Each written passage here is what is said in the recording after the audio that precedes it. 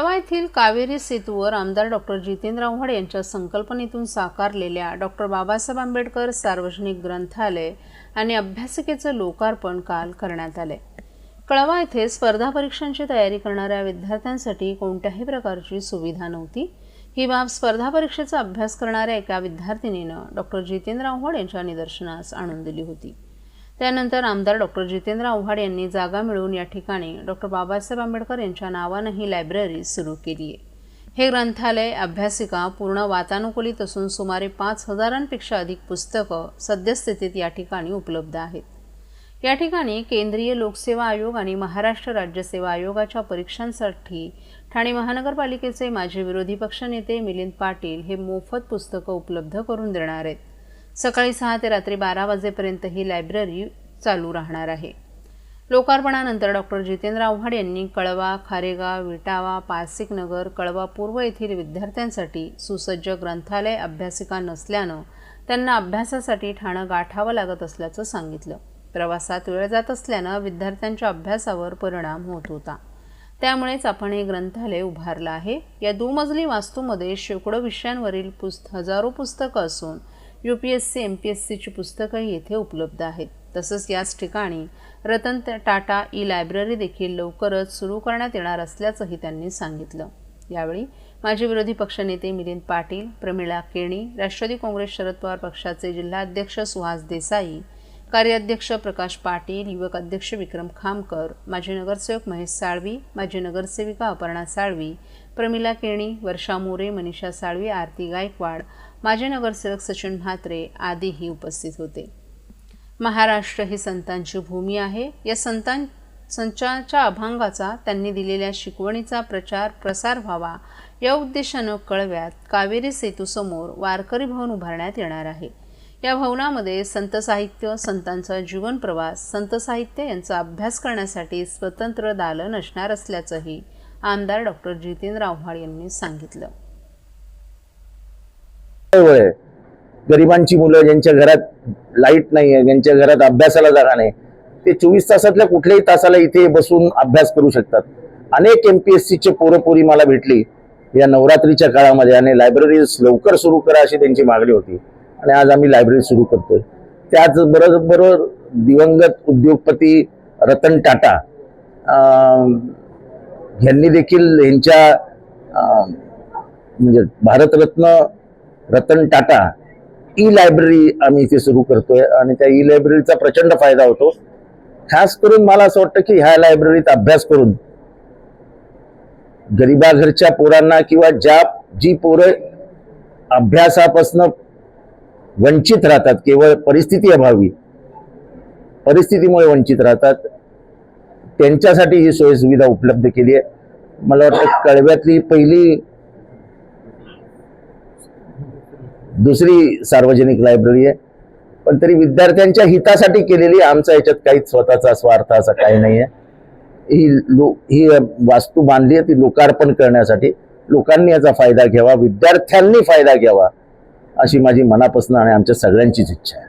Sir, हे फक्त विद्यार्थ्यांसाठी किंवा नागरिकांसाठी? आता सकाळच्या वेळेस आम्ही पेपर ठेवणार आहोत, नागरिक येतील, पेपर वाचतील, बसतील। इथे मोकळी जागा खूप आहे, त्यामुळे ज्येष्ठ नागरिक येतील, त्यांना बसायला जागा केली जाईल।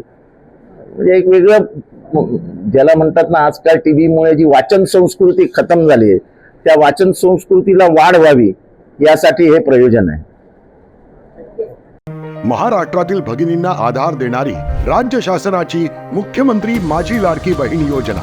या योजनेअंतर्गत अल्प उत्पन्न गटातील 21 ते 65 वयोगटाच्या भगिनींना मिळणार दरमहा 1500 रुपयांची मदत। अर्ज करण्यासाठी 31 ऑगस्ट 2024 पर्यंत मुदतवाढ। कुटुंबाचं वार्षिक उत्पन्न 2.5 लाख रुपयांपेक्षा कमी असलेल्या महिला पात्र। कुटुंबाकडे पिवळं किंवा केशरी रेशन कार्ड असल्यास उत्पन्नाचा दाखला आवश्यक नाही। पांढरं रेशन कार्ड असेल किंवा रेशन कार्ड नसेल तर कुटुंबाचं वार्षिक उत्पन्न 2.5 लाखांपेक्षा कमी असल्याचा दाखला आवश्यक। योजनेसाठीचा ऑनलाईन अर्ज नारी शक्ती दूत ॲपवरून किंवा पोर्टलवर भरता येईल। ज्या भगिनींना ऑनलाईन अर्ज भरता येत नसेल त्यांच्यासाठी अंगणवाडी, ग्रामपंचायत, वॉर्ड ऑफिस, सेतू सुविधा केंद्रामध्ये किंवा आशाताई बचत गटाच्या CRP यांची मदत उपलब्ध। आता आपल्याला अभिमानाने म्हणता येईल, सुखी आणि सुरक्षित आहे माझी लाडकी बहीण। शहराच्या विकासाची दिशा ठरवणारा ठाणे शहराचा विकास आराखडा घाईत ठाणे महापालिका प्रशासनानं जाहीर केलाय. विकासकांच्या फायद्यासाठी असलेला आणि आगामी निवडणुकीसाठी एका राजकीय पक्षाला फंडिंग मिळवून देण्यासाठी हा विकास आराखडा राबविला जात असल्याचा आरोप ठाणे काँग्रेसचे अध्यक्ष विक्रांत चव्हाण यांनी एका पत्रकार परिषदेत केलाय. 2.5 वर्षांचा काळ उलटून गेला असून ठाणे महापालिकेचं सभागृह अद्याप अस्तित्वात नाही. आता विधानसभेचं बिगुल वाजणार आहे. त्याआधीच काही दिवसांपूर्वी ठाणे महापालिका प्रशासनानं शहर विकास आराखडा गुपचूप जाहीर केलाय. शहराच्या विकासात लोकप्रतिनिधी आणि नगरसेवकांच्या महत्त्वाचं योगदान असतं. विकासाच्या मुद्द्यांवर लोकप्रतिनिधी आवाज उठवत असतात.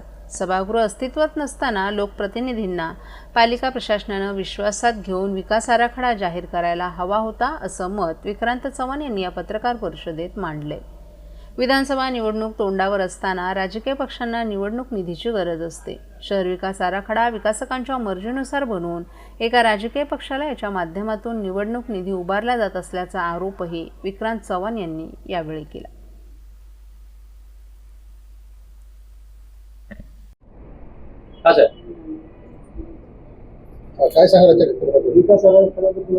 ठाणे महानगरपालिकेचा विकास आराखडा हा गपचूप काल परवा प्रसिद्धीला दिलेला आहे. त्याच्या हरकती सूचना संदर्भात ॲडव्हर्टिजमेंट पेपरमध्ये दिली असं कळलं.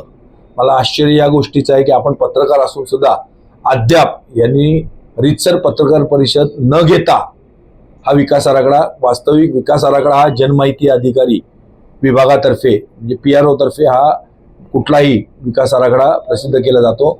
मला प्रश्न आहे माझ्या मनात की तुम्हाला सगळ्यांना पत्रकार परिषदेला न बोलवताना, पत्रकार परिषद आयोजित न करताना विकास आराखडा गपचूप प्रसिद्ध करण्याचा कारण काय, त्याची कारणं काय? त्याचं मूळ कारण हे आहे की हा विकास आराखडा बिल्डर दार्जिने विकास आराखडा आहे आणि इलेक्शनच्या तोंडावर गपचूप जाहीर करण्याचं कारण हे आहे, नागरी सुविधांच्या संदर्भात याच्यात कोणताही स्पष्टीकरण नाही. केवळ रहिवास वापरासाठी जे क्षेत्रफळ आहे, ज्याला रेसिडेन्शियल झोन आपण म्हणतो, तो वाढवण्यात आलेला आहे आणि तो बिल्डर लोकांना गपचूप दाखवण्यात आला. बिल्डर लोकांनीच हा आराखडा बनवलेला आहे असा आमचा आरोप आहे. आणि इलेक्शन फंडिंगसाठी या सत्ताधारी पक्षाने इलेक्शन फंडिंगसाठी हा आराखडा गपचूप प्रसिद्ध केलेला आहे. बिल्डर लोकांना हा आराखडा दाखवलेला आहे, बिल्डर लोकांनीच बनवलेला आहे आणि त्याच्यातून इलेक्शन फंड गोळा करणार आणि जनतेच्या हरकती सूचना येऊ नये, जनतेच्या रोषाला बळी पडू नये म्हणून गपचूप लपून ठेवलेला आहे हा आराखडा.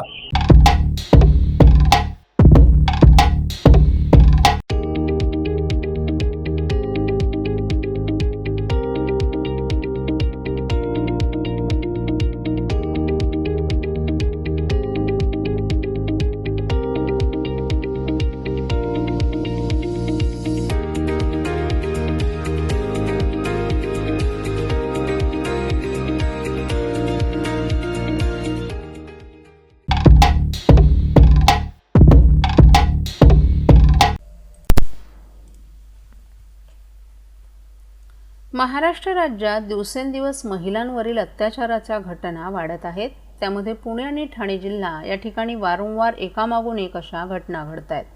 नुकताच बदलापूर येथे अक्षय शिंदे या आरोपीकडून चिमुकल्या मुलीवर केलेल्या अत्याचाराचा संपूर्ण देशानं निषेध केलाय. ही घटना ताजी असतानाच मुख्यमंत्र्यांच्या ठाण्यात त्यांच्याच पक्षातील उपविभाग प्रमुख सचिव यादव यानं भंडाराळी येथील 11 वर्षाच्या चिमुरड्या मुलीवर विनयभंग केल्याची घृणास्पद घटना घडली आहे. अशा आरोपीला जामीन कसा मंजूर होऊ शकतो यावर प्रश्नचिन्ह पडलं असल्यानंच शिवसेना उद्धव बाळासाहेब ठाकरे पक्षाच्या महिला आघाडीच्या वतीनं आज ठाणे नगर पोलीस स्टेशनचे वरिष्ठ पोलीस निरीक्षक विजयकुमार देशमुख यांना निवेदन देण्यात आले. त्यामध्ये या आरोपीला सोडण्यासाठी जर राजकीय हस्तक्षेप होत असेल तर शिवसेना उद्धव बाळासाहेब ठाकरे ठाणे जिल्हा महिला आघाडीच्या वतीनं आंदोलन करण्यात येईल असं निवेदन देण्यात आले. तसंच या आरोपीवर पोक्सो अंतर्गत अधिकाधिक कठोर गुन्हा दाखल करून त्याला पुन्हा अटक करण्यात यावी अशी मागणीही करण्यात आली आहे. त्यावेळी महिला जिल्हा संघटक रेखा खोपकर, समिधा मोहिते, आकांक्षा राणे, महेश्वरी तरे, प्रमिला भांगे, वैशाली शिंदे, मंजिरी ढमाले, संगीता साळवी, कांता पाटील, सुप्रिया गावकर, सुनंदा देशपांडे, नंदा कडकोळ, रजनी बंका, हेमांगी पांचाळ, सचिन चव्हाण, संजय भोई, राकेश जाधव, आनंद मानकामे, वरुण मानकामे, अजय पवार, बिपिन गेहलोत तसंच इतर शिवसेनेचे पदाधिकारीही मोठ्या संख्येनं उपस्थित होते. आज आता ठाण्यामध्ये संपूर्ण महाराष्ट्रात तर हे प्रकार होत आहेतच, पण ठाण्यामध्ये बदलापूर प्रकरण झाल्यानंतर सुद्धा या ठाण्यामध्ये रोजचे असे प्रकार लहान मुलींच्या बाबत, वृद्ध स्त्रियांच्या बाबत, म्हणजे आज ठाण्यामध्ये कुठचीही स्त्री सुरक्षित नाही आहे.